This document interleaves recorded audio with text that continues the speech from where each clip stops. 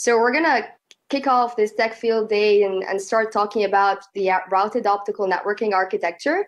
This is a major architecture shift that you've probably seen some of the announcements that we've done around Cisco Live. And it's really around how can we converge IP and optical networks and drive this major transition as we're moving towards 400 gig. So my name is Rana Dasuki, and I lead product management for mass infrastructure, service provider routing products, XR technologies, and also architectures.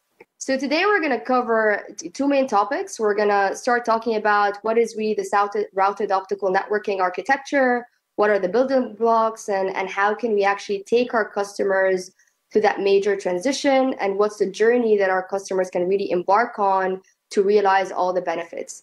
And we're going to talk about what we're adding and what we're building across the portfolio, from routing, optics, optical, and automation to make this a reality. So if we start first by looking at the market transition and really ask our question of why, right? Why this major transition, and how can we drive this convergence of IP and optical networking?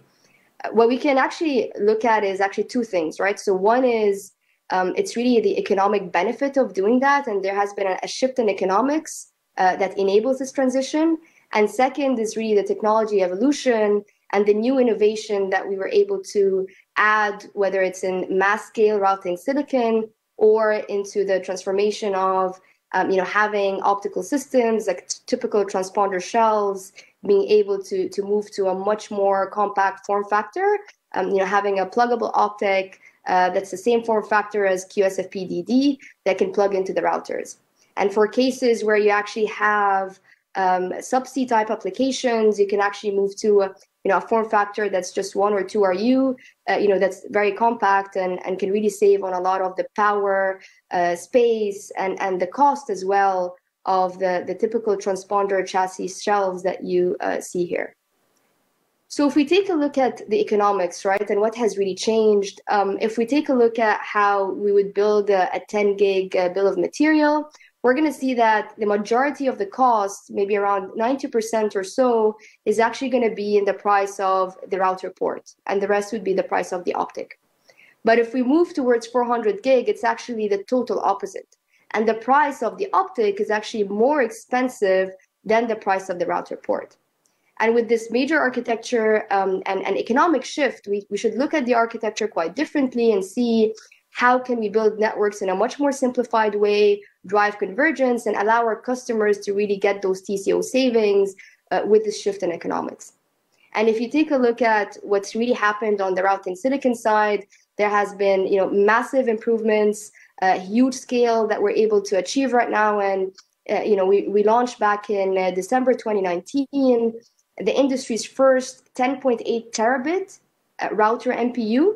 And we recently also launched the 12.8 terabit router MPU, which basically allows us to have a single router that can scale up to 260 terabits of traffic.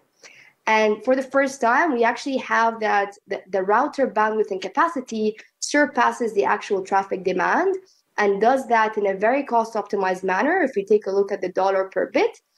And we can look at then the network in a much more simplified way, drive all the switching and the control plane of the traffic onto that IP layer as a single control plane, and drive simplification there.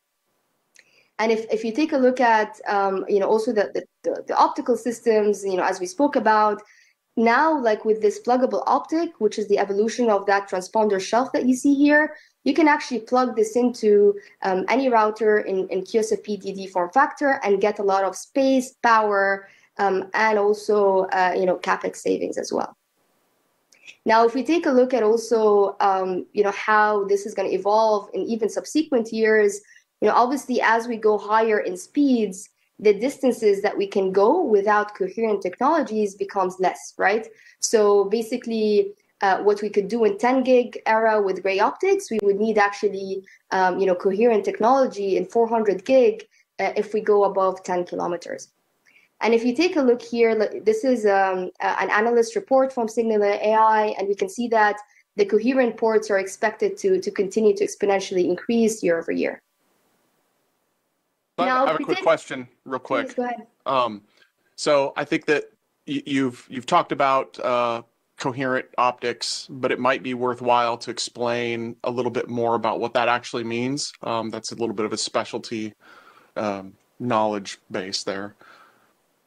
Sure. I'm gonna go through it in some of the subsequent slides, but just at a high level, basically, for us to basically transport, traffic over, longer distances, we need coherent technologies, which means that we can convert that into a DWDM type signal and carry that over basically longer distances, right? And having a pluggable optic, we can, put this coherent technology onto the optic and start the DWDM signal from the router, right? So it's basically around starting your DWDM. And we're going to talk a bit more about like how this is connected in the network and how that looks like in just the next couple of slides. Okay, thank you. I think another quick data point just for clarification early on is, and you can correct me if this isn't the same thing, but it sounds like what you're referring to is packet optical solution. Right. What has historically been called packet optical?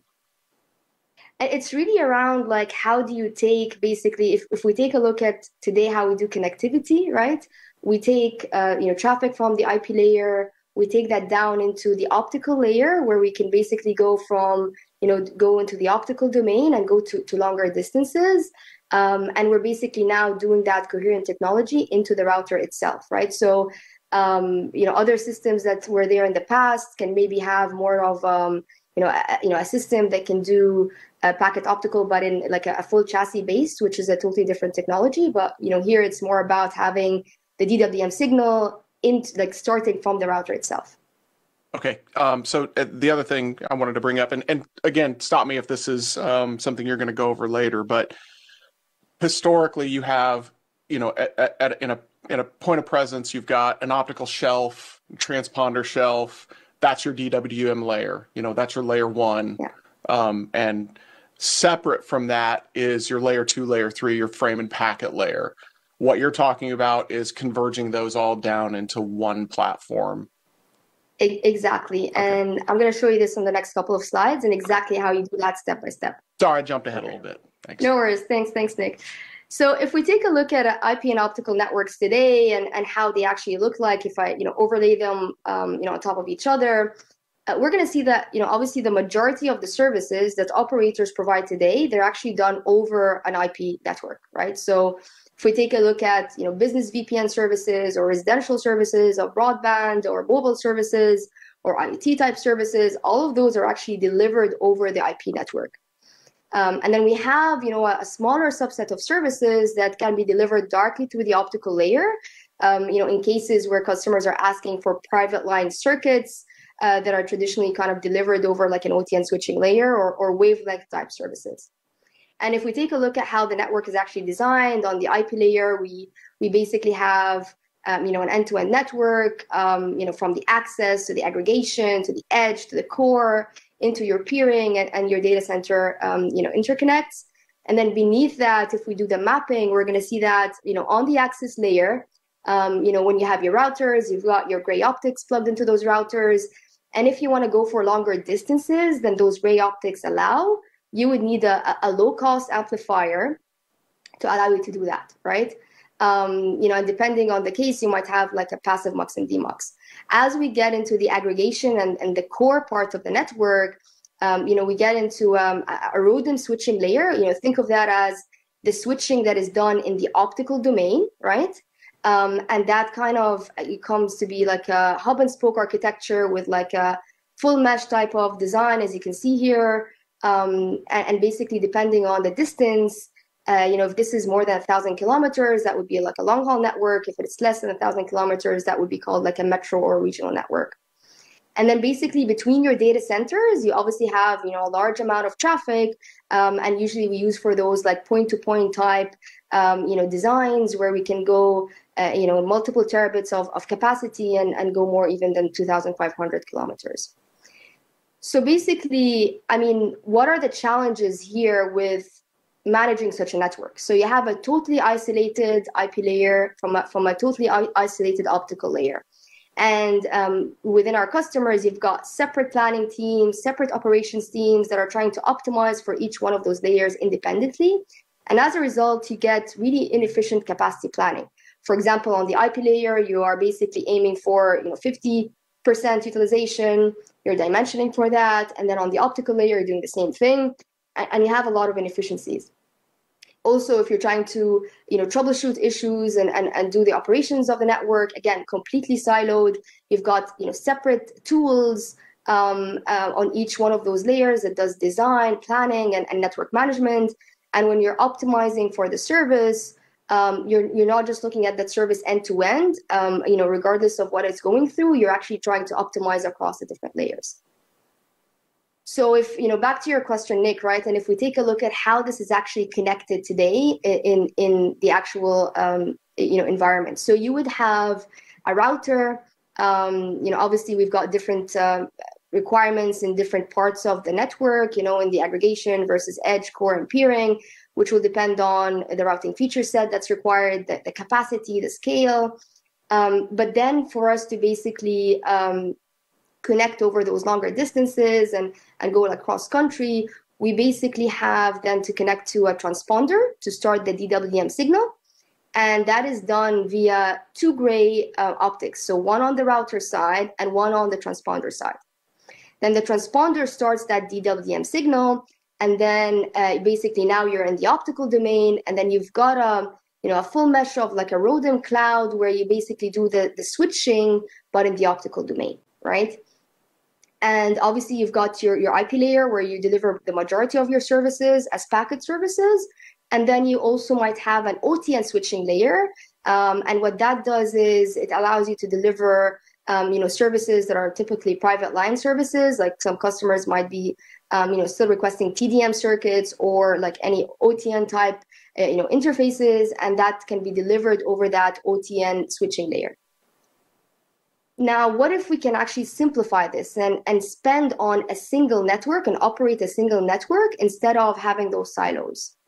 And we can do that in a phased approach. We can start first by integrating the transponders. And what that means is we can actually get rid of that gray optic on the router, get rid of that gray optic on the transponder, and completely get rid of that transponder shelf that's taking power, space, and it's actually expensive, and move to a more converged architecture where we can have a pluggable digital coherent optic onto the router itself, where you can start the DWDM signal directly on the router. And basically, obviously, this delivers significant savings. But what if we go even a step further, right? What if we look at the network holistically, and given the fact that the majority of the services today are delivered over an IP network, why do we go and we manage two separate layers with OTN switching as well? Why don't we move the private line services and the customers that are connected to those OTN switching layers into the router and totally eliminate that layer to drive simplification and savings? So with that, we have a technology that Cisco drove leadership for, which is called the private line emulation. What that simply means is we're not disrupting the end customer circuit. So if someone has a TDM link or an OTN link towards the end customer, that stays the same, but it plugs into a router. And we can emulate all the typical circuit characteristics from an SLA perspective. Typical circuits have requirements like bandwidth reservation, end-to-end, having a predeterministic path that does not change, so on and so forth. We basically enable all those characteristics to be delivered on an IP network, leveraging technologies like segment routing circuit style that we've basically been driving as well as a new innovation. And with that, you basically have a single network layer with all your services. Now, what if we kind of move even a step further, right? So now we've got switching that's happening in the optical domain to switch traffic, and we've got obviously switching that's happening in the IP domain. Now, what if we simplify further and look at the design and move from that to a single layered network where you have a unified control plane based on your IP MPLS, leveraging segment routing and EVPN technologies, and basically have a high density router, all that can go all the way up to 260 terabits of traffic, so it can cater for all the switching capacity that you would need. Plug in the transponders via ZR, ZR Plus pluggables into the router. Move to a simple line system that does mux, demux, and amplification on the optical layer. That system, by the way, can still do ROADM switching if certain customers still want to do that, or we do an analysis in that part of the network and customers would still like to do some level of switching on the optical layer. That device can still do that if required.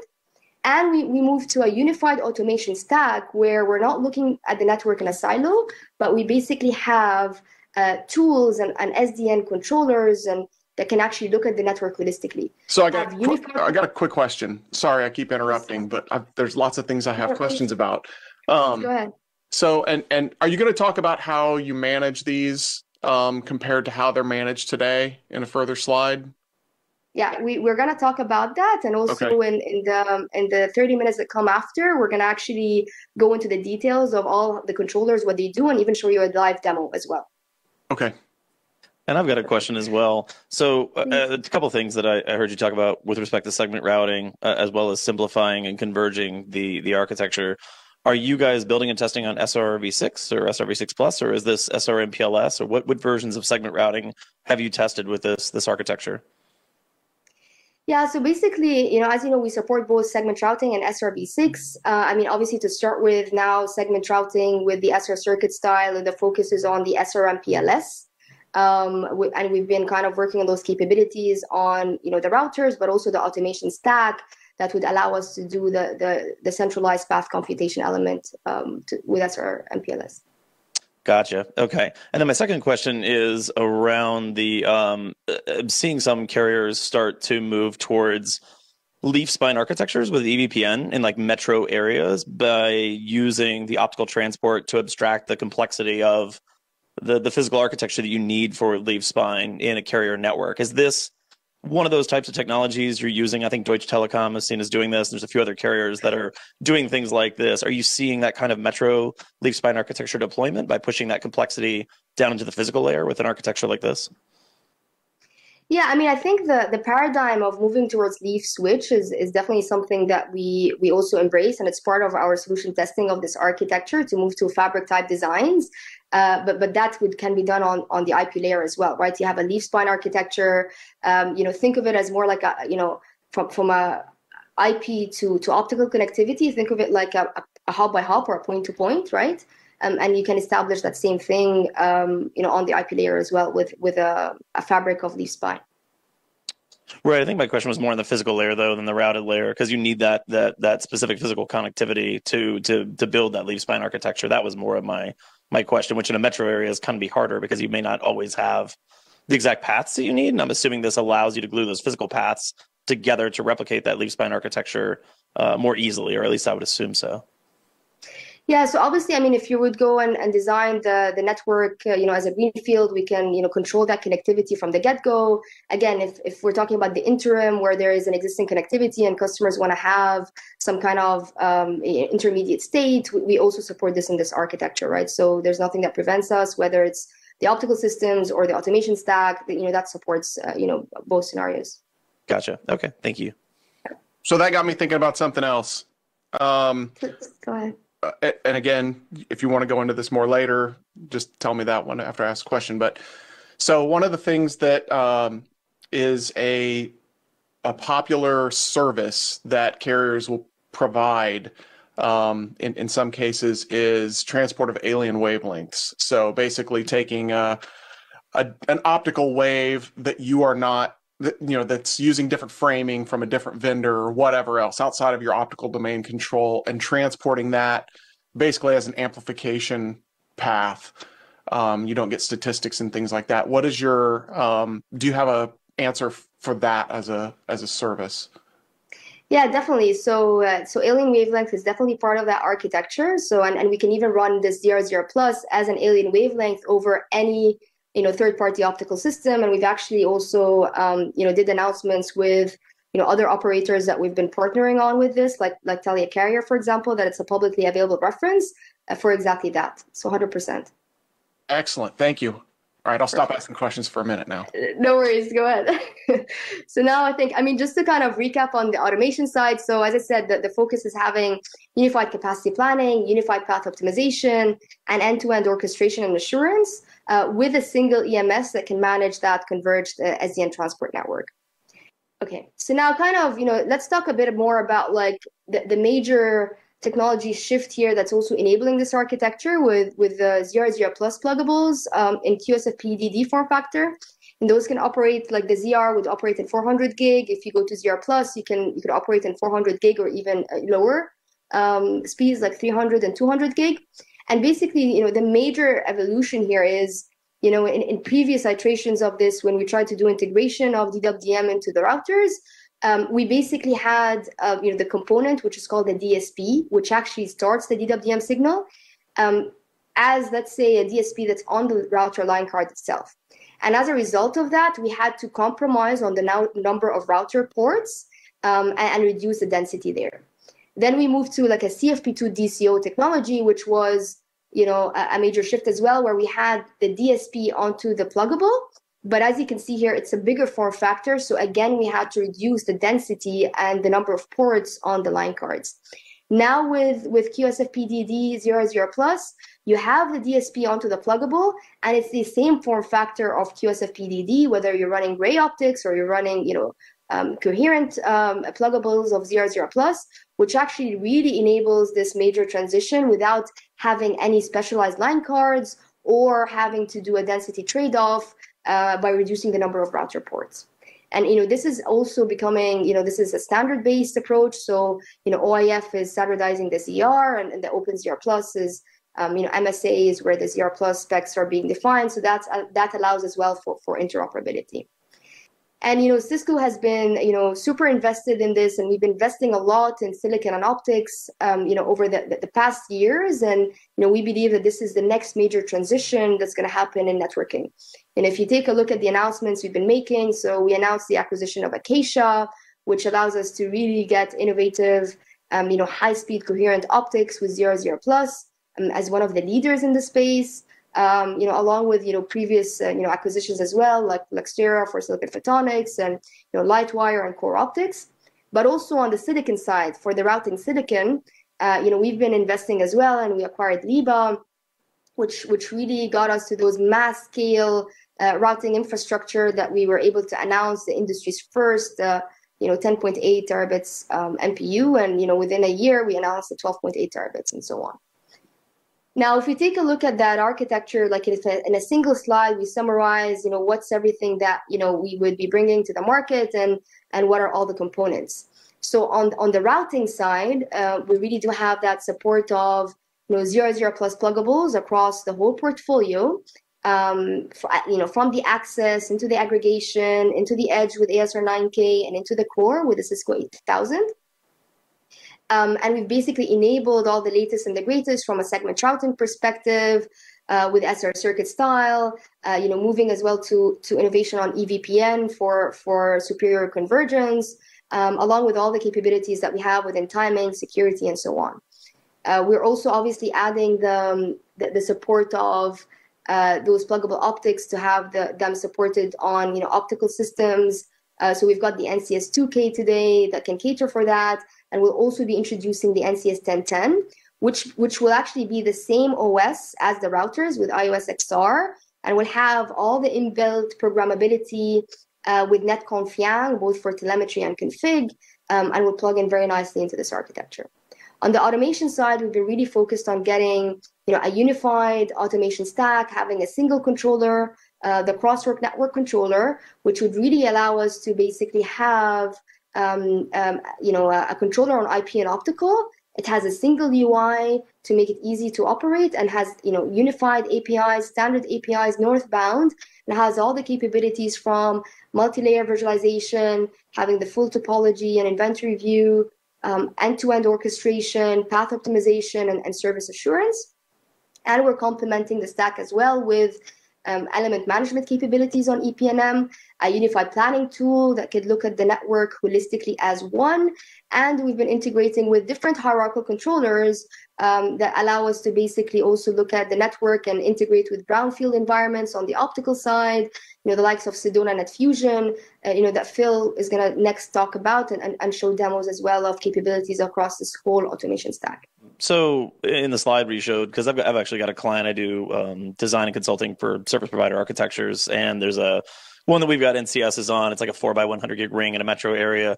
Are you saying that you could retrofit an existing like NCS build with coherent optics that would fit into this architecture as far as the management and orchestration of that framework? I know there's newer platforms that you showed, but I'm curious about the existing platforms. I just wanted to verify that you can retrofit an existing build.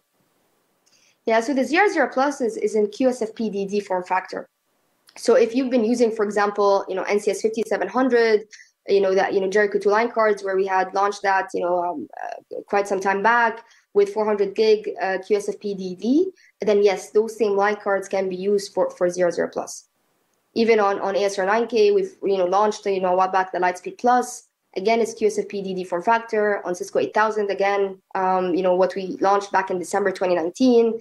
That can also be used as is, right? So on NCS 540, we're introducing, a new platform that has QSFP-DD in the access domain as well. Got it. What about the NCS 540 though? Yeah, so on the NCS 540, we're introducing a new form factor that can do QSFP-DD, and there you can plug in the ZR0 Plus.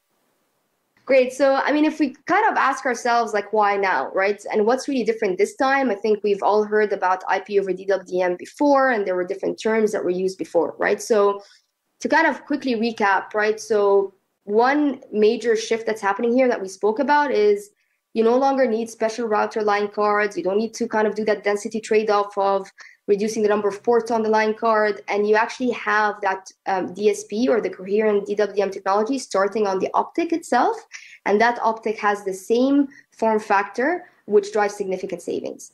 Now, the other thing is all the industry standardization and the multi-vendor interop, which wasn't available before, will actually enable this to become even more of a reality now. The other angle is that we mentioned is as you go higher in speeds, the distances that you can go without the coherent or DWDM technologies become less and less. So what we traditionally knew as gray optics are actually becoming DWDM and coherent optics. The price points as well is another major driver here that we spoke about. If you take a look at the dollar per bit on basically a router port versus the optic itself, and all the automation SDN capabilities that we're adding so that we can manage the network across the IP and optical in a converged manner. Now, to basically quickly kind of go through a quick recap. So we covered like what would be the evolution journey and how customers can go onto this. So it doesn't need to be like day one you move from this 3-layered architecture with 3 different control planes on IP/MPLS, on your GMPLS, and on your WSON or SSON, and move directly to this converged SDN transport with a single control plane. You can actually do this in a stepwise manner. You can maybe choose to integrate transponders first to start with, next, integrate the OTN switching layer, and then over time also go simplify the ROADM switching that you have in the network.